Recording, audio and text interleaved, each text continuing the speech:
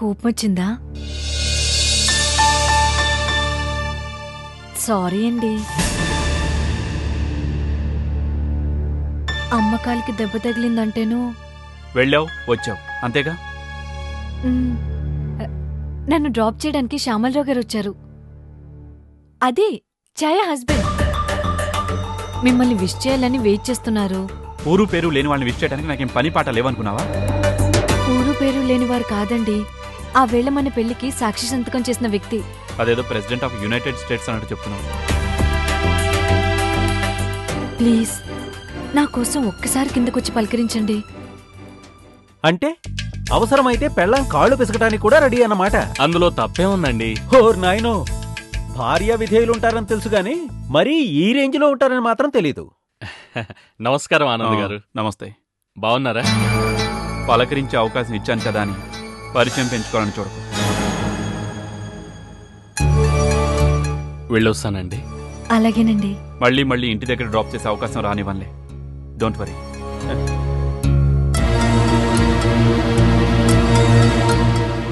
వెళ్ళొస్తానండి.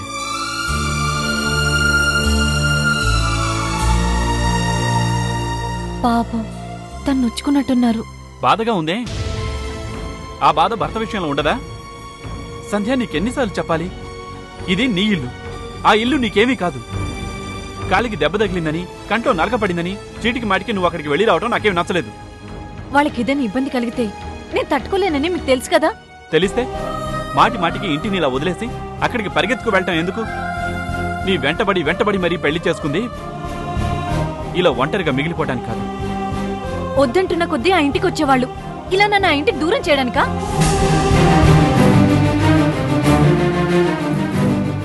బాబు, ఇందాక నువ్వు ఇంట్లో ఉండమని చెప్పినప్పుడు నేనెలాగోలా ఒప్పించి ఇంట్లో నుంచి వెళ్ళిపోదాం అనుకున్నాం.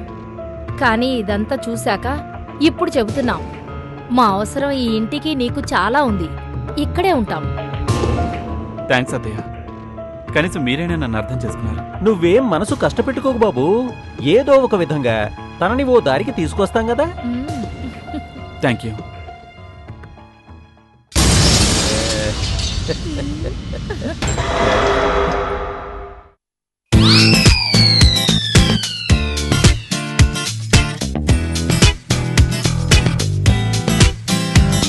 రండి బాబు రండి. చీకులు, కమ్మని చీకులు, కరకరలాడే చీకులు, లక్ష్మీపతి గారి చీకులు, చీమ సరుకుతో చేసిన చీకులు. రండి బాబు రండి. రే లక్ష్మీపతి, నువ్వేమిటి, నీ దర్జా ఏమిటి? హాయిగా ఆ కళ్ళు కాంపౌండ్ దగ్గర ఆ కలర్ఫుల్ లైఫ్ ఎక్కడ? 100 కోట్ల ఓనర్గా ఈ బందికానా లైఫ్ ఎక్కడ? ఎన్నాళ్ళురా నీకు ఈ అజ్ఞాతవాసం? చీకులు బాబోయ్ చీకులు, లక్ష్మీపతి చీకులు, కరకరలాడే చీకులు, రండి బాబోయ్ రండి అంటూ మనస్ఫూర్తిగా పిలిచే రోజు ఎప్పుడు వస్తుందిరా? ఎప్పుడురా మళ్ళీ ఆ మధురమైన రోజు ఎప్పుడు వస్తుందిరా? చెప్పరా లక్ష్మీపతి, ఎప్పుడు వస్తుందిరా? నేరా నువ్వు ఎదురు చూసి ఆ రోజు అసలు వస్తుందంటావా? అది ఏ రోజై ఉంటుందబ్బా? అన్నయ్య గారు ఇంతగా ఆలోచించే రోజు ఏటై ఉంటది?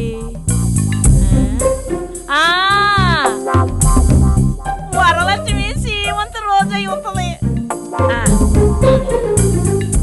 ఓ అన్నయ్య గారు, తమరేటి ఆలోచిస్తున్నారు? నన్ను చెప్పమంటారేటి? తమరు సీకుల గురించి ఆలోచిస్తున్నారు అంతే, చిట్టి తల్లి వరాల గురించి ఆలోచిస్తున్నారు. చిట్టు చీకలకి సీమంతం ఒప్పుడా అని ఆలోచిస్తున్నారు. చిట్టు చీకలకి సీమంతమా అంటే ఏంటి అన్నయ్య గారు స్ట్రెట్టింగా? అవునవును, 100 కోట్లకి ఓనర్ని, ఆ మాత్రం టెట్టింగ్ చేయొద్దు. చిట్టు చీకలకి సీమంతం అంటే ఏంటో వివరంగా చెప్పు. ఏంటనేది అన్నయ్య గారు, పెద్ద చీకులు అందరూ వచ్చి చిట్టి చీకులను దీవించి మరో చిట్టి పొట్టి చీకులు కనతల్లి అని దీవించే పండగ రోజు అన్నమాట. కరెక్ట్ గా చెప్పావు చాలా. ఆ రోజు ఒప్పుడు వస్తుందా అని తమరు ఒయ్య కళ్ళతో ఎదురు చూస్తున్నారు. ఇంకా కరెక్ట్ గా చెప్పావు. మరి ఆ ముచ్చటేదో త్వరగా కానీ రాదు చెల్లి, నేను చూసుకోవాలి. ఆ ముచ్చట ఈడు సేరు అన్నయ్య గారు పుట్టింటోలే చెయ్యాలా, అది శాస్త్రం.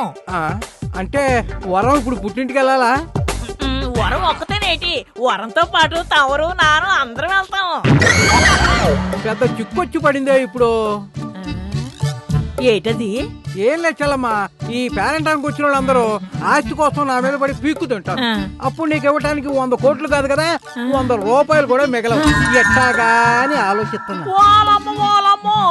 ఇటు మీరు కావాల్సిన వాళ్ళే, అటు వాళ్ళు కావాల్సిన వాళ్ళు. ఇదిగో సీమంతం ఎక్కడ జరిగితే అక్కడే నా ఆస్తి అంతా రిజిస్ట్రేషన్. ఎవరు జరిపితే వాళ్ళకే నా 100 కోట్లు. వరం ఎవరనుకుంటున్నారు? నా కోడలు. వరం సీమంతం దగ్గరుండి నానే చేయిస్తాను. కాదనే మొగోడు ఎవడని ఉంటే నా ముందుకు రమ్మని చూస్తాను. కరెక్టేనమ్మా, కానీ శాస్త్రం ఒప్పుకోదే. శాస్త్రి గారికి 1-2 కోట్లు ఎడేస్తే శాస్త్రం దానంతటి అది కిందకి దిగొస్తుంది. ఎన్ని ఏలైనా సరే, కాదు కాదు కాదు కాదు, ఎన్ని లక్షలైనా సరే, అన్న ఎన్ని కోట్లు ఖర్చు పెట్టైనా సరే, వరలక్ష్మి సీమంతం నా ఇంట్లో నా దగ్గరుండి నా చేతుల మీదుగా నానే చేయిస్తాను. ఏటంటారు అన్నయ్య గారు?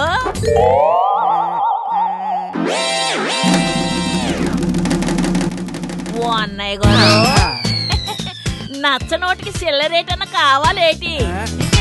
ఉంటే మంచిదే. నచ్చనోటు అలాగ ఉంచేసి ఇల్లిదో ఈ 100 నోట్లు ఉంచేసుకోండి. సరే ఏం చేస్తాం? చూడమ్మా, నాకు తలకాయ నొప్పికి మందు తెలుసు, జ్వరానికి మందు తెలుసు, కానీ బాధను మర్చిపోవడానికి మందే ఉన్నా ఉంటే చెప్పు చెల్లి. కాంతం ఇంతలో ఉండగా తమకు బాధ, దానికో మందు కూడానా? ఏం చెప్పమంటావమ్మా, 100 కోట్లకి ఓనర్, ఉన్న ఆస్తినంతా 1,00,000 రూపాయల నోట్లోకి మార్చేసరికి ఆ 1,00,000 నోటికి చిల్లర దొరక్క, చిల్లర డబ్బులు నీ దగ్గర అడుకోవలసిన పరిస్థితి వచ్చిందన్నదే నా బాధమ్మా. ఇలాంటి పరిస్థితి పగవాళ్ళకు కూడా రాకూడదమ్మా. అవునవును, పగవాళ్ళ సంగతి పక్కనెట్టేస్తే ఇలాంటి బాధ నాలాంటి వాళ్ళకి అస్సలు రాకూడదు అన్నయ్య గారు. అందుకే నా 1,00,000 నోట్లన్నీ 100 నోట్లోకి మార్చేసి నీ రుణం తెచ్చుకుంటా. వద్దు అన్నయ్య గారు, నచ్చ నోట్లు లాగానే ఉంచేయండి. ఆ 10 పత్రాల ఆర్తి నాకు ఇచ్చేయండి. నా చెప్పులో నాన్న పడతానులేండి. అలాగేనమ్మా, కోరి కోరి తిప్పలు పడతానంటే వద్దంటానికి నాకు మాత్రం ఇష్టమా? అమ్మా చెల్లి, బాధను మర్చిపోవడానికి మందు అంటూ ఏదన్నా ఉంటే కాస్త గొంతులో పోసుకుని వస్తానమ్మా. అలాగే అన్నయ్య గారు. వస్తానమ్మా. మంచిది అన్నయ్య గారు. ఆతినంతా 1,00,000 రూపాయల నోటుల్లోకి మార్చేశారు కదా, మంచి పని చేశారని సంబరపడిపోక పైగా బాధపడిపోతారట ఓ అన్నయ్య గారు. పిచ్చా ఎర్రా, 1,00,000 రూపాయలైతే 10 బత్తాలే, అదే 100 నోట్లోకి మారితే 1000 బత్తాలు. వాళ్ళమ్మో, అంత దాచుకోవడానికి ఈ ఇల్లు సరిపోదు కదా, పెద్ద గోడ తీసుకోవాలి. సూతు ఎవరన్నా గోడవల కాపురం పెడతారా? ఆ పాయింట్ తప్పదేటి గోతీసులకి. నాకు 100 నోట్లు కాదు, నచ్చ నోట్లే కావాలా.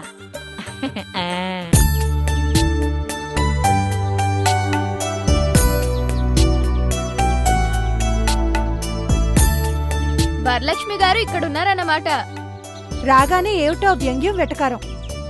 మేమే నీకోసం రాలేదు, మరెవరి కోసమో పాపం. పొట్టలో ఉన్న మా బుజ్జి అల్లుడు కోసం. మీ బుజ్జి అల్లుడు గారిని కొంచెం బుద్ధిగా అల్లరి చేయకుండా ఉండమని చెప్పు. అప్పుడే వాడి మీద చాడీలు మొదలు పెట్టావా? చాడీలు కాదే బాబు, లోపల నుంచి ఒకటే తంతున్నాడు. ఏది నిజంగానా? అయ్యగారు ఇప్పుడు కొంచెం శాంతించినట్టున్నాళ్లే. షూ, సౌండ్ ఏవి రావట్లేదే. అత్తవి నువ్వు వచ్చావుగా, భయపడినట్టున్నాడు. అవును, మీ అత్తేమిటి బసవయ్య బాబాయ్తో తెగ కోతలు కోస్తోంది? అన్నట్టు నీకో సంగతి చెప్పడం మర్చిపోయాను రాదా. ఏమిటో? త్వరలో నాకు సీమంతం చేస్తారట. నిజంగానా? అవును. మీ అత్త అసలే పిసినార్ది కదా, పైగా కట్నం తీసుకురాలేదని సాధింపు ఒకటి, అలాంటిది సీమంతం చేయడానికి ఒప్పుకోవడమా? ఆశ్చర్యంగా ఉందే. బసవయ్య మావ వచ్చాక ఇంట్లో ట్రెండ్ మొత్తం మారిపోయిందిలే. ఏమైతేనే మొత్తం మీద నీకు సీమంతం జరిపిస్తున్నందుకు చాలా సంతోషంగా ఉంది వరం. నాకు కూడా. ఆడది అమ్మగా మారటం ఒక అద్భుతం అయితే సుఖంగా బిడ్డను కనడం అనేది ఒక అదృష్టం. ఆడదానికి కాన్పంటే పునర్జన్మతో సమానమని చెప్తారు పెద్దాళ్ళు. ఆ గండం నుంచి గట్టెక్కాలని ముత్తైదువులందరూ పేరంటానికి వచ్చి వాళ్ళ ఆయుష్ కూడా మనకి పోసి దీవిస్తూ, గాజులు తొడుగుతూ, అక్షింతలు చల్లుతూ, పసుపు కుంకుమల చందనం రాస్తూ సందడి సందడిగా ఓహ్ ఆడదాని జీవితంలో అపురూపమైన ఘట్టం. నాకు సీమంతం జరిపించబోతున్నారన్న ఓహే నాకు చాలా ఆనందంగా ఉంది రాధా. నీ సీమంతానికి నన్ను తప్పక పిలుస్తావుగా? పిలిచేదేమిటి? అత్తయ్య నువ్వు వెళ్ళి అందరినీ బొట్టు పెట్టి మరీ పిలుచుకురావాలి.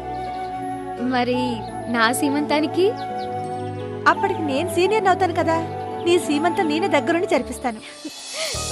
ఏమిటోనమ్మా, నాకేదోలా ఉంది.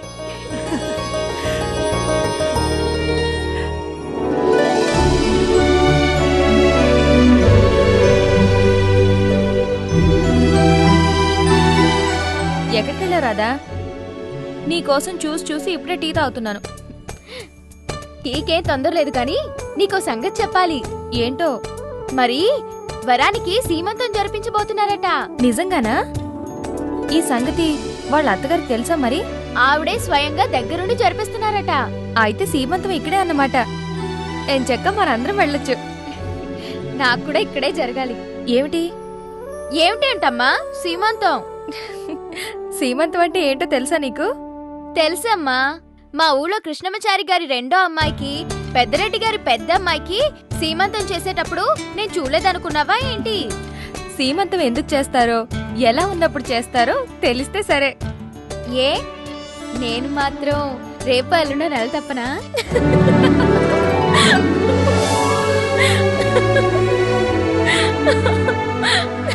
ఎందుకమ్మా అంత నవ్వు? ఏం లేదులే. చెప్పాల్సిందే. చెప్పేదాకా వదను, టీ కూడా తాగును. ఏం లేదు రాదా, ఇప్పుడింత స్లిమ్ గా చక్కగా ఉన్నావు కదా, సీమంతం నాటికి నువ్వెలా ఉంటావా అని ఊహించుకుంటే నవ్వొచ్చింది. ఎలా ఉంటాను? వరంలాగే నేను కొంచెం లావవుతాను. ఇంత పెద్ద పొట్టొస్తుంది. నడవలేక నడుస్తుంటాను. అప్పుడప్పుడు ఆయాసపడుతుంటాను.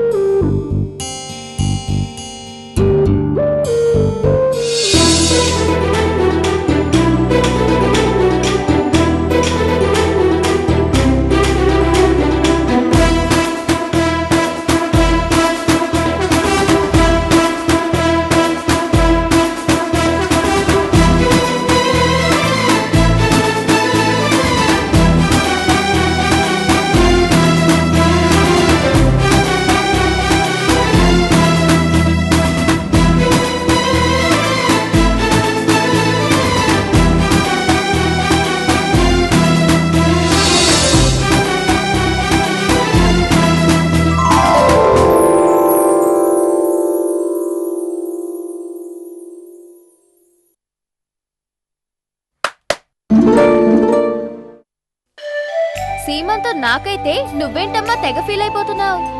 సీమంతం గెటప్ లో నువ్వు చాలా బాగున్నావు తెలుసా? ఊరికే ఇలా పొగిడేయడం కాదు, నా సీమంతానికి నువ్వు తప్పక రావాలి. నేనెక్కడికి వెళ్తాను? ఇక్కడే కదా ఉంటాను. అంటే అప్పటిదాకా అమెరికా వెళ్ళవా? ఎందుకెళ్ళను, వెళ్తాను. కానీ నేను ఎక్కడున్నా నీ సీమంతం రోజుకి తప్పకుండా వస్తాను. ఆ రోజు కాదు, వారం రోజుల ముందే బయలుదేరి రావాలి. దగ్గరుండి మరీ అన్ని చూసుకోవాలి. ఓ ఎస్, అది మా మంచక్క.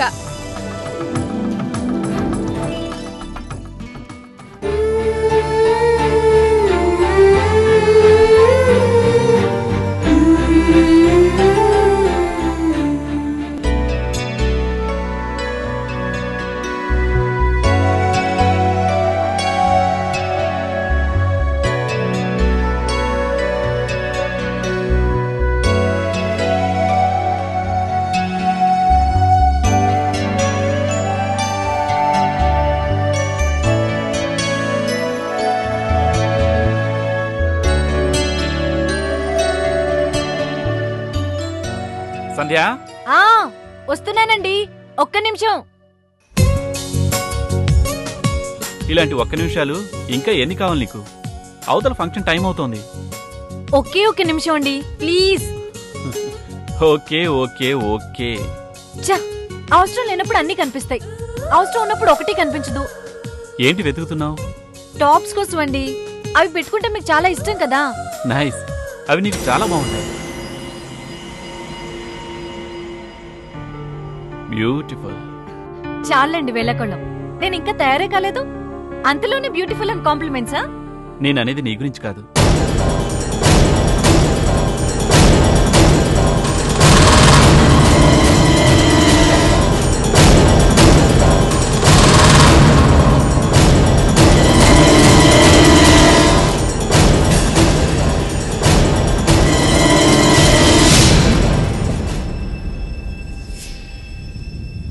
మీ చుట్టాలబ్బాయా?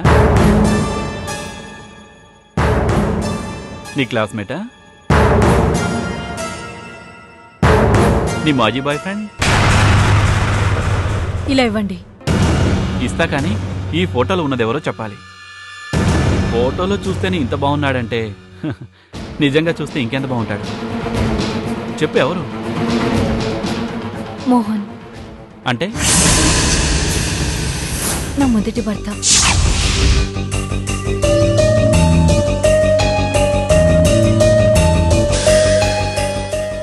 ఇలా ఇవ్వండి.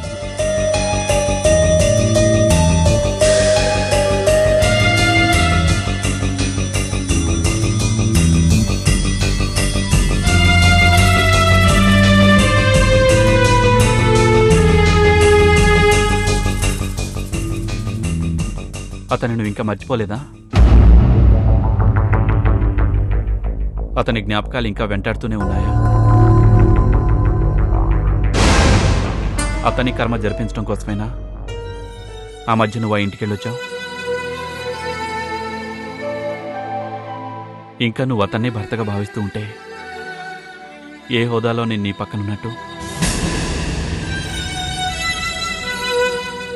ఆ ఇంటి నుంచి ఇంటికి వచ్చావంటే ఆ ఇంటిని, ఆ జీవితాన్ని వదిలేసి ఒక కొత్త జీవితం కోసం నువ్వు వచ్చినట్టు సంధ్య. ఇక్కడే ఇంట్లో మనసా వాచా కర్మణ నేనే నీ భర్తని. నీకు నాకు మధ్య మళ్ళీ ఈ ఫోటో ఏంటి?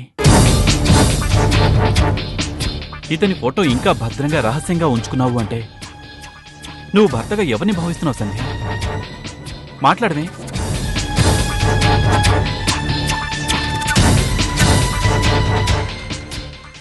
ఫంక్షన్కి టైం అయింది, వెళ్దాం పదండి.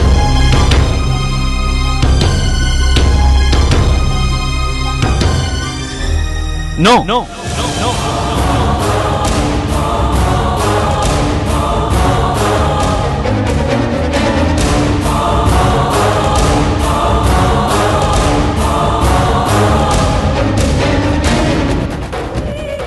మనం ఫంక్షన్కి వెళ్ళటం లేదు. ముందు అడిగిన దానికి సమాధానం లేదు. చనిపోయిన వాళ్ళు దేవుడితో సమానం అంటారండి. అటువంటి మనిషి గురించి మీరు చాలా ఇబ్బందికరంగా మాట్లాడుతున్నారు. ఏమని సమాధానం ఇమ్మంటారు? తప్పు చేసే వాళ్ళే సమాధానం దాటేయాలని చూస్తారు. దయచేసి నువ్వు అలా చేయదు.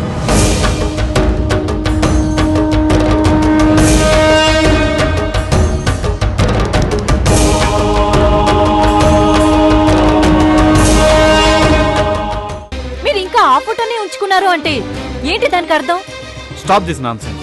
ఆ మాట నేననాల్సింది. చెప్పు, ఎందుకు అంత ఇష్టం? వీడికే కాదు రాదు,